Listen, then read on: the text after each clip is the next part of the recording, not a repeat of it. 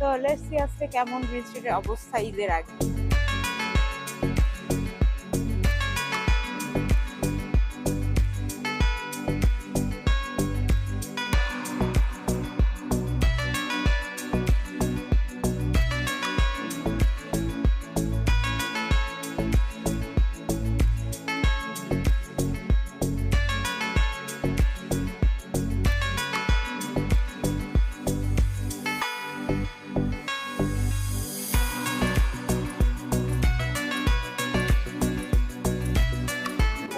আর চলে এলাম green street, বলেছিলাম ঈদের আগে চলে আসবো গ্রিন স্ট্রিটে, এবং আপনারা দেখতে পাচ্ছেন কত বিজি গ্রিন স্ট্রিট আছে।